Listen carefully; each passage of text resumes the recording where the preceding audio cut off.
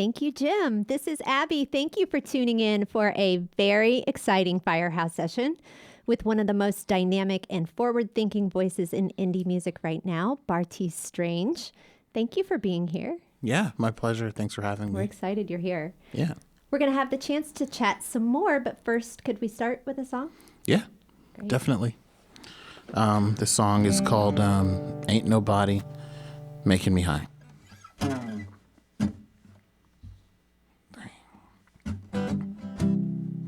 Put your cards down on the table. You know I never tell a lie. And I'd change for you if I could. You know I would. I'll be right there by your side. You know there ain't nobody making me high. Ain't nobody making me high. Ain't nobody making me high. You know there ain't nobody making me high. I feel two-toned, I'm a demon. Had to travel all its life. When the devil went to Georgia, I was right there by his side. Girl, you know there ain't nobody making me high. Ain't nobody making me high.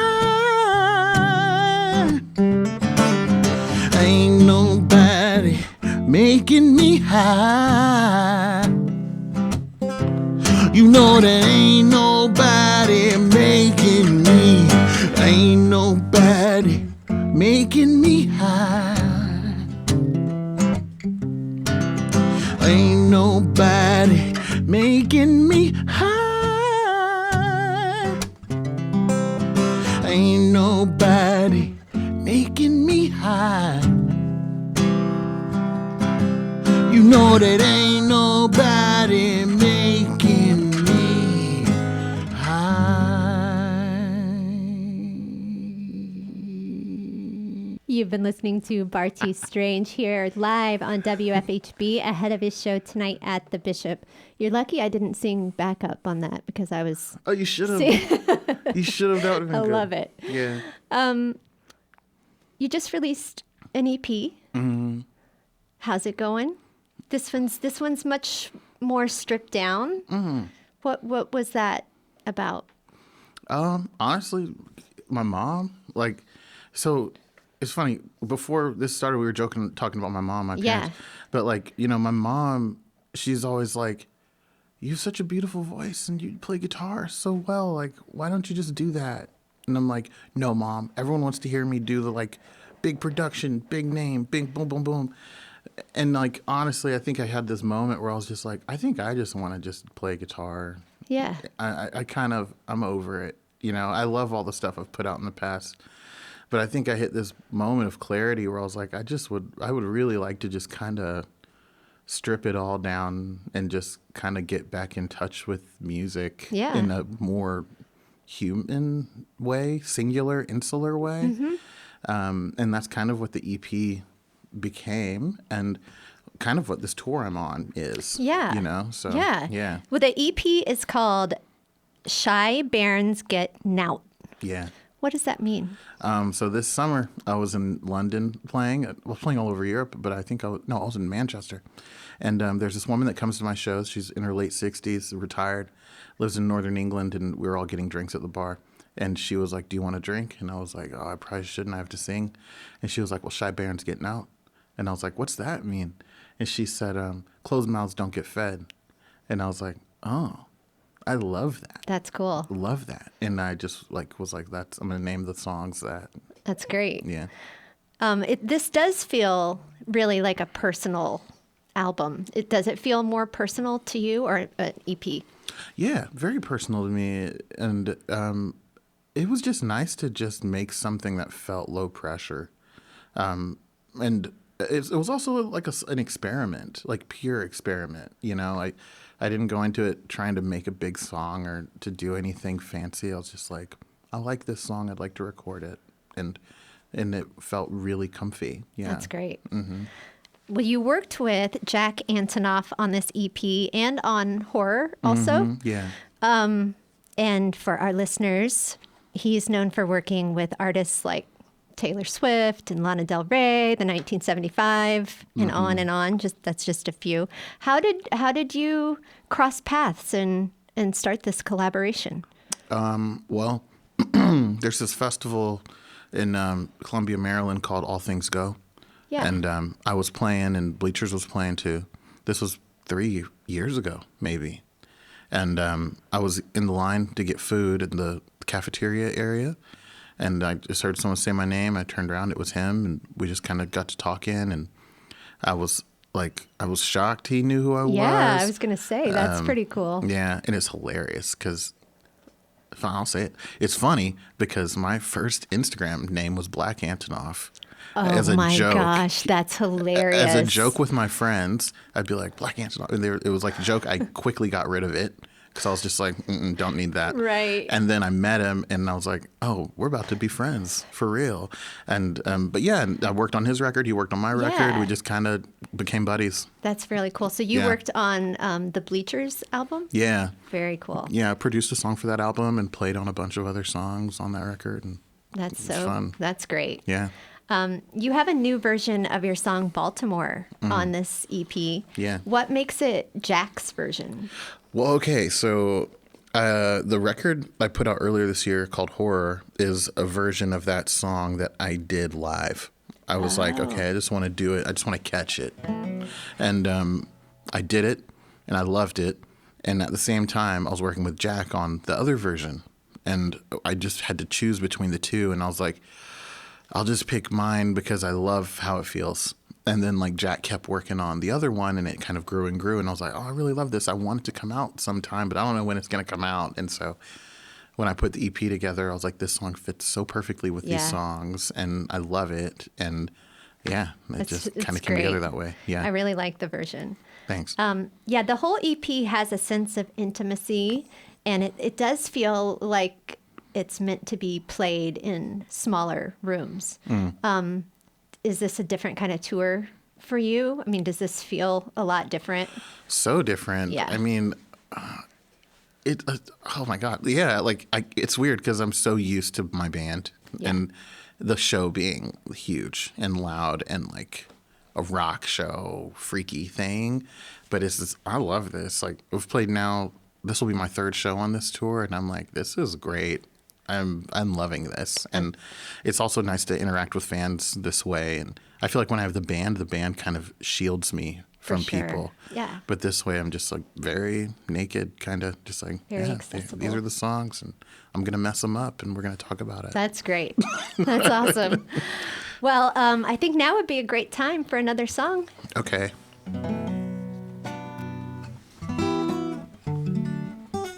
Let me get that. Cool. This song is called Baltimore. It's where I live.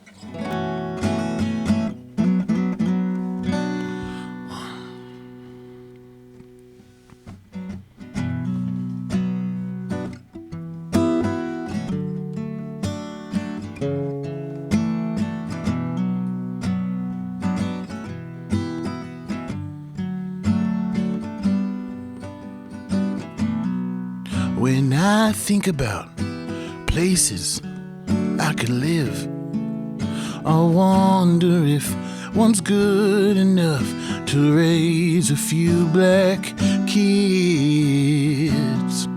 Wife's a city girl, but I'm born from the sticks. No hope for me and mine. We just get it how we live.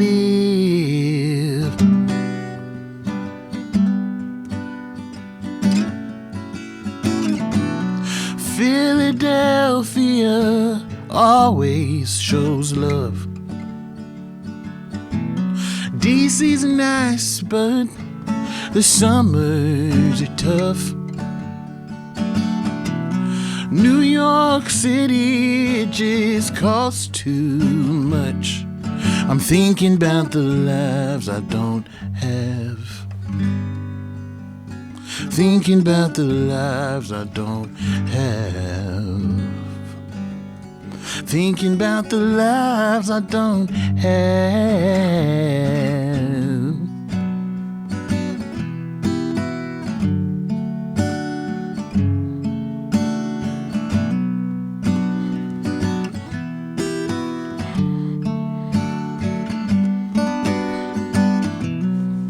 I envision a house with cobblestone, a nook to read with bookshelves built inside the very home.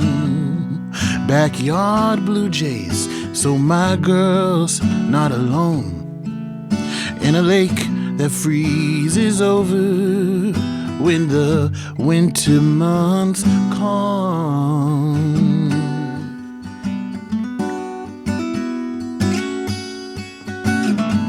Toronto's beautiful, but it's not time. LA's got everything except for people like mine. Chicago's perfect, but do you wanna grind? I'm thinking about the lives I don't have. Thinking about the lives I don't have. Thinking about the lives I don't have. Thinking about the lives I don't have.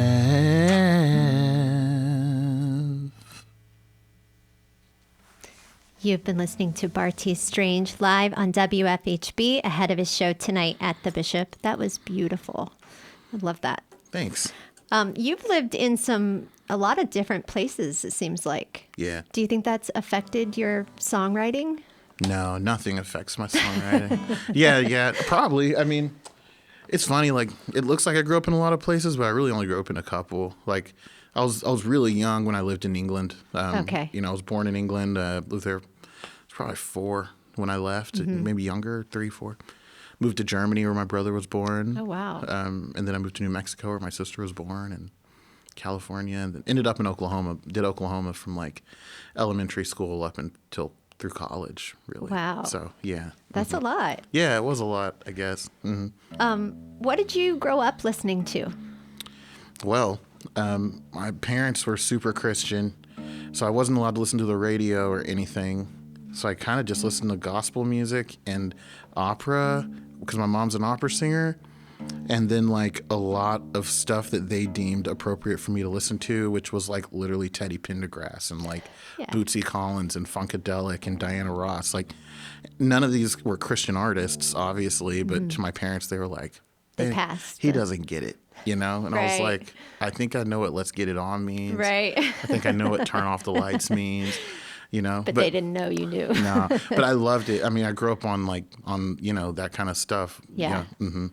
What was your first instrument? Did you start with guitar? My mom tried to get me to play piano, and I was horrible at it, and so I stopped. And then I joined band in school and played trumpet. But my mom bought me a cornet instead of a long, like normal length trumpet, and I was like ashamed I didn't have a trumpet as large as everyone else's, and didn't practice, and so I was last chair, and I failed. I flunked out of band, and my mom thought it was a race thing, and the teacher had to be like, "No, your son just is bad at this. He doesn't practice," and so I didn't do anything with it, and then I found guitar. Nice. Eventually in high school, yeah. You showed them all. Showed them all. No, it's really funny though. Yeah.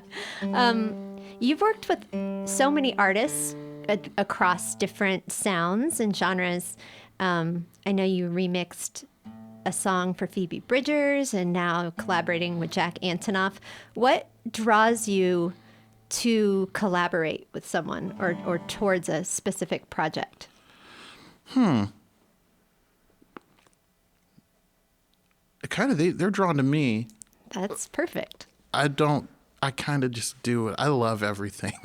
I love rap music. I love house music. I love country music. I love hardcore music. And I've made all of it. Like, when I was growing up, like, because I didn't have access to it all when I was a kid. Right. By the time when I started driving and had LimeWire, I was going crazy. Like, Yeah. I downloaded everything, and I wanted to play everything. And I lived in Oklahoma, a lot of great country players, and I would just soak it in. Great gospel, great rock bands. And I moved to New York and played jazz. I played for Melanie Charles and Lizzie No, and this guy that was on The Voice named Stefan Marcellus. When he got off The Voice, I was his bass player. Like, I would take any gig for 2 decades.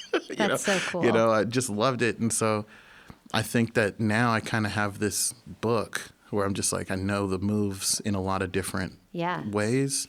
And I love to do it for other people. So, and I love these artists. Like, I love Phoebe. I love working with Lucy Dacus on her records. I love Jack. I love Haley, from Paramore. Yeah. I love these people, like, idolize them, and it's an honor to get to help them with their music, because so cool. It's so cool. It's so cool. It gives me goosebumps, actually. It's so cool. It's the honor of my life. Yeah. Like, other than my own stuff. Yeah. But I love it.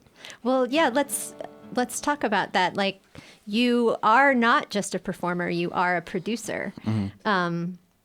What drew you to the production side of things? I had no choice. I felt like I played in this band in New York called Stay Inside. It was this hardcore band, and they were amazing. They still are. They're a band without me. And I would go to the studio, and I felt like no one would listen to me, like the studio people. And I think really it was because I was black. And I think they just didn't think I knew what I was talking about. And it's a hardcore band, and I'm like this black guy. I'm the only black guy around, oftentimes. And I was like, I sense that they just don't think I know what I'm talking about. And the only way I'm going to get some of these ideas out of my mind is if I learn how to do this. And so I worked a job. I was a consultant. I worked at a place called Berlin Rosen. I did political consulting and labor union work. Worked on the Fight for 15 campaign for a while.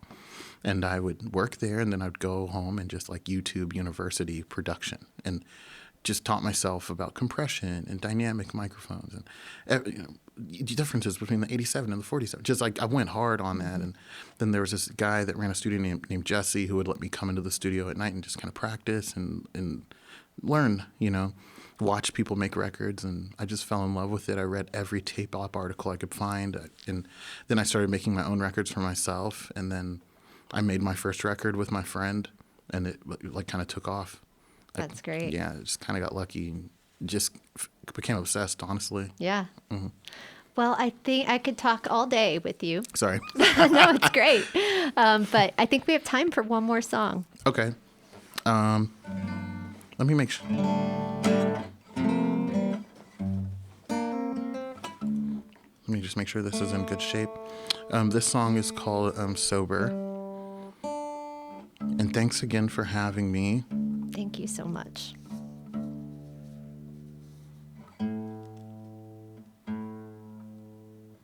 I've tuned in front of thousands of people. It's the real live experience. That's what people say when they're like, we love live music. Yeah. They're talking about tuning. That's right. All right.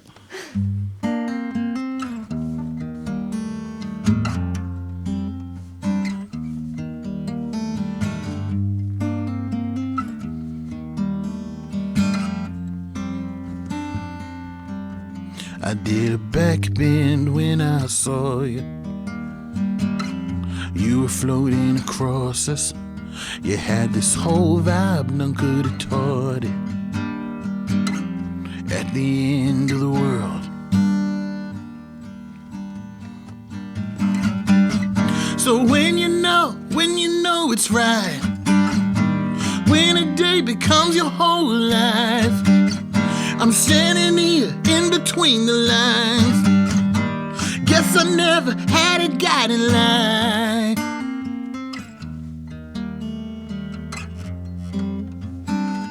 That's why it's hard to be sober.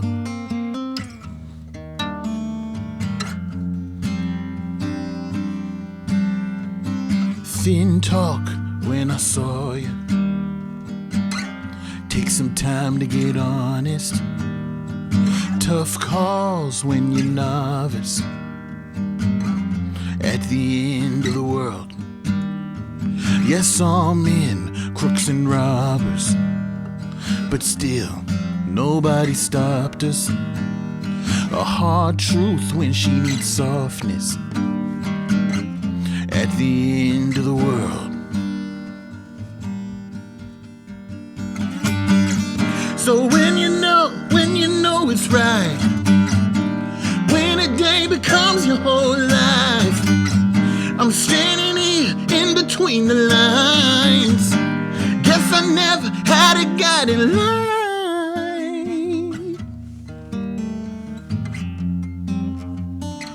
That's why it's hard to be sober.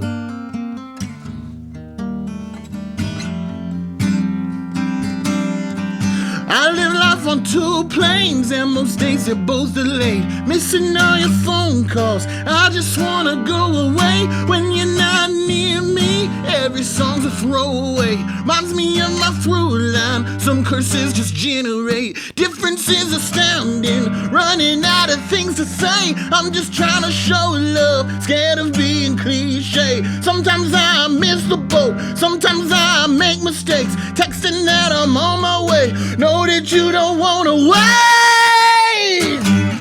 So when you know it's right, when a day becomes your whole life, I'm standing here in between the lines. Guess I never had a guiding line.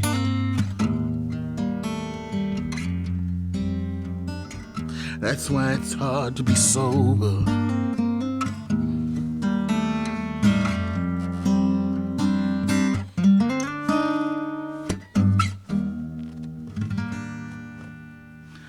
Yeah, thank you. You've been listening to Bartees Strange live on WFHB. Thank you so much for coming in and doing this. It's been so fun. No problem. It was my pleasure. I enjoyed it. Wonderful. Yeah. Be sure to subscribe to our WFHB Firehouse Session YouTube page for more sessions like this. This is your host, music director, and Firehouse Session producer, Abby Noroozi, and I'd like to give many thanks to our general manager, Jar Turner, engineer, Alyssa Gray, videographers, Brian Boucher and Abby Yates, and photographer, Anna Powell-Denton. And I want to thank the Bishop Bar for sponsoring these sessions and to you for tuning in to WFHB.